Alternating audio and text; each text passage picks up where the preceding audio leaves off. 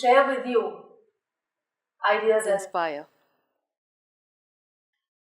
And as far as food is concerned, I think we all believe and know the dictum, you are what you eat. You are how much you eat. You are when you eat.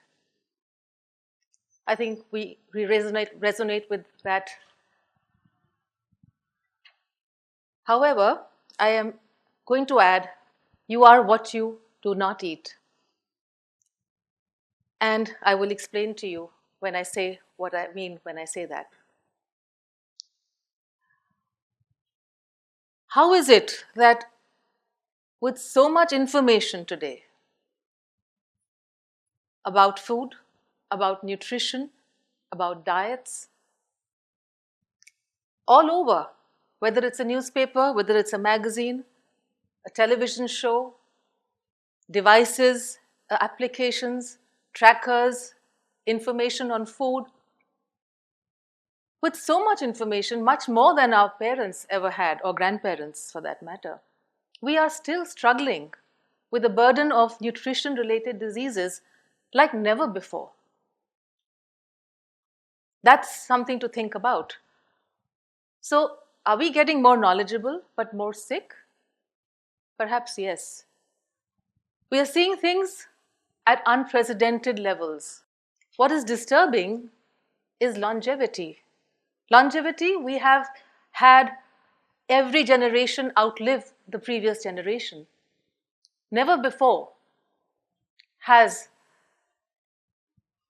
children had a shorter lifespan than the adults, than their parents. It's never happened in the history of mankind, of evolution.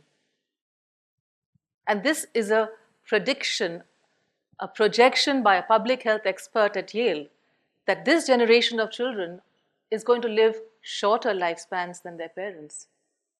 Mental health. WHO has declared depression as a #1 cause for ill health and disabilities today. 2017 was the year for mental health and depression, dedicated to this. Why? Since the last 2005 to 2015, depression has gone up 18%. And we are a society which is about affluence, surplus. There is so much more today. Food allergies. From 1997 to 2011, food allergies have gone up by almost 50%. This is according to the Center for Disease Control and Prevention in the US. So what's going on? And that's what I'm here to share with you, whatever my learnings have been. With information overload and the burden of disease, we still are not able to handle our food. Perhaps there is an addictive component in food, just like we have tobacco, just like alcohol. Perhaps this is applied here as well. Food does actually, and scientists have now found addictive components in sugar, just like cocaine, in wheat, called gluteomorphine, which they actually stimulate the opioid centers of our brain, just like drugs do, and sometimes even more potent than drugs do. So we are unable to control our food intake, despite the knowledge that we have about food. And worse still, there are issues. Some of the food elements have been designed by food industry to make them addictive. And what are all these addictive things and the changes in food supply doing? They are also affecting our digestive system, our gut, and where most of the hormones which regulate our food intake get disturbed. We are all born with innate checks and balances to tell us when to eat and when to stop eating. And the best example is a baby. You cannot feed an extra drop of food, a drop of milk or food to a child, because his sensors are in play. But thanks to perhaps what we are eating, we have lost those checks and balances. But the beauty is the body is forgiving and we can get them back. So what is happening at the gut? What is the food that we are eating? Some of the changes in the food supply, what are they doing to our gut? They're causing what we call inflammation. Inflammation is nothing but fire, literally fire. And when we have an inflamed gut, we are opening a whole box of things which are affecting us in so many different ways. Right from an epidemic of malnutrition, we see this paradox, malnutrition with obesity. So while we are eating too much, we are also eating nutrient-poor food, processed food, and we are also perhaps not picking it up thanks to the inflammation in our gut. The new word has been used very commonly in this field called the leaky gut. Quite literally, it is a leaky gut.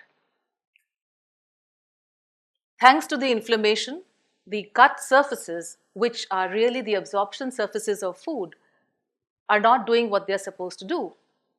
They're not picking up the nutrients. And also allowing the passage, it's a barrier function that the gut has. It's allowing the passage of food, undigested food and toxins across, causing the formation of antibodies. And these antibodies are leading to ill health. It's called intestinal permeability. And today, it's not only about the gut being leaky, it's also now, thanks to these antibodies traveling to the rest of the body, we are calling it a leaky brain.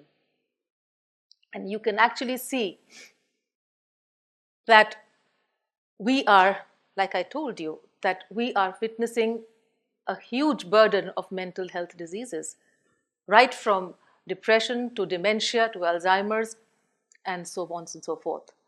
Haven't we all heard in traditional conversations, jaisa an, vaisa man? And that's really applicable here. The grains that we are eating are making us be different people. Vaisa hi man. And depression is one thing I've been talking about. We actually have no business to complain about depression in the affluence. But the fact is that we are suffering not only because of our brain, we have, this is a new finding, a second brain in our gut. The gut has neurons and cells just like the brain, and the number is so huge that scientists are now calling the gut the second brain. And any disturbance, any inflammation, any problem where your gut is not healthy, it's not surprising to find the kind of things that we are talking about.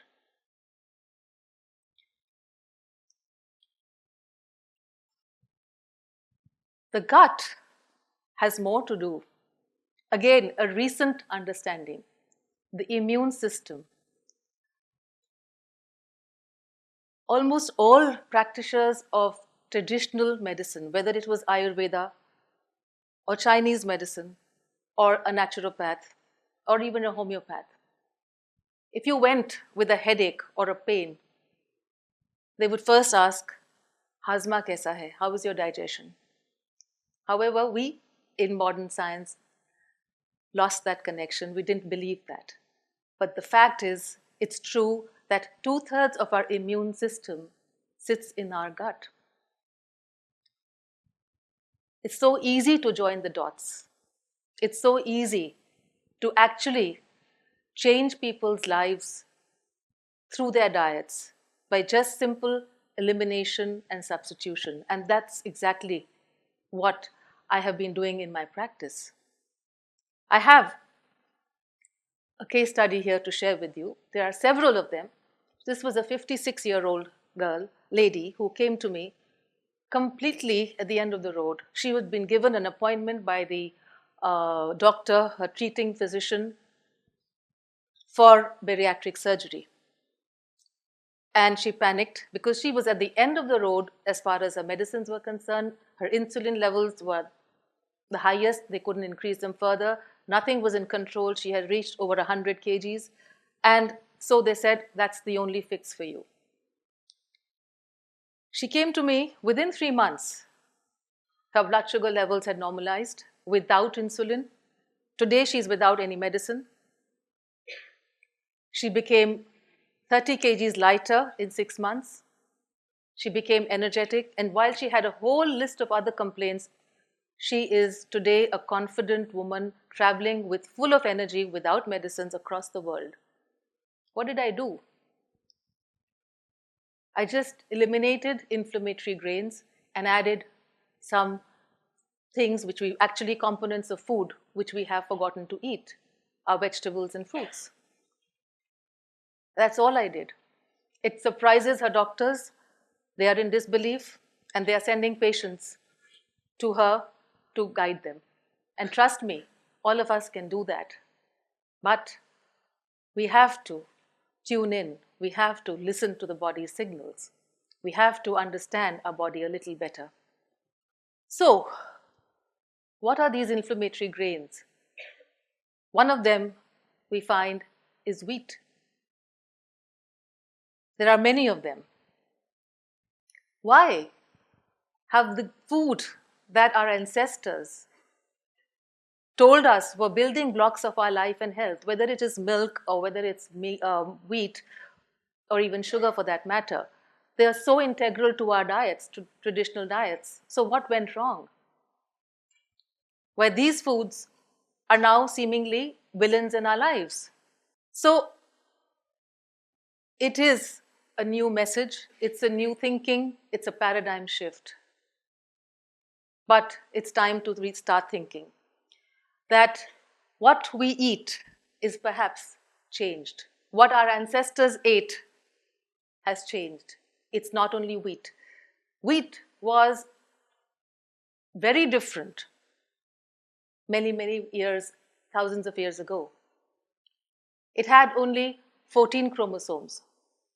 Today, the wheat that we eat has 42 chromosomes. It is well known that this wheat is immunogenic. It irritates your immune system. But it's too late. Way back in the 1960s and 70s, we had the Green Revolution, and we made high-yielding varieties to feed many mouths. No safety studies were done on the long-term effects of these varied variants of wheat. Wheat earlier was a tall grass. Today, it's a very short plant, very short grass. Physically, may look the same. Nutrients may be the same. Some of them have been bred to be high gluten. They are weedicide resistant, they are herbicide resistant. And what does that mean? It means that this is a new plant, perhaps foreign for our bodies. When it's weedicide resistant, the farmers thought it was a good idea to spray indiscriminate amounts of weedicides. Toxicities in the grain continued to increase. Glyphosate is one of the key culprits which has been used extensively, not only in wheat, but in corn and many other grains. Because when the crop withstands the weedicide, the toxic chemical, it's okay, you keep spraying. Otherwise, anything which is going to kill the weed will kill the plant. But this plant was not dying. What this has resulted in, perhaps, is a change in the way it behaves in the immune system, mediated by what we call the gut microbiome, the gut flora. The good and the bad bacteria, they are in the gut. And that is how they control our immunity, through these little tiny bugs. So these foods are certainly not what your parents or grandparents ate. So, what's our take-home message? It's nice to know, but I'm going to make it very, very brief. Package it in what we call the 4Gs. Gut, tune in. It's a gut feeling, and literally it's a gut feeling. So if you are suffering from any symptoms which are chronic, like maybe constipation, IBS, loose motions, pain, whatever, if you have persistent symptoms, look at it as a cry signal. Respect what you eat and ensure you digest what you eat. And if it is causing anything like bloating or whatever, there is need to investigate further. Keep your gut happy and keep your gut flora happy. Keep the good and the bad bacteria in balance. And we can insult our bacteria simply by a single course of medicines on an antibiotic course. So please be cognizant about what you eat, and there are many, many ways in which our gut gets affected. Simple things like stress can also affect your gut flora and cause disease, and through the immune system. Girth. Girth is literally your circumference, the belly fat. Please, there are cardiologists who have written books on this, and one is titled The Wheat Belly. Having not only the ideal weight, but the right waist, the right girth is extremely important, because excess fat on the abdomen can predispose you to obesity. So please trim your bodies and make sure you don't carry excess fat around the girth. What you can do for this is a very simple take-home message, which actually is rooted even in our Chakra Samhita and Ayurvedic messages. Your grains, your cereals that you eat, the carbohydrates, they are the reason why we have a larger girth. Cut back on these carbohydrates. Have them in no more than 2 meals in a day, and preferably by 7 o'clock, by sunset. And this is actually recorded in the Chakra Samhita in a way that it says the man who wants to live a long life must not eat grain after sunset, not more than twice a day. And the man who has digestive problems must not repeat the grain the second time. Very simple message and very, very meaningful. Gluten.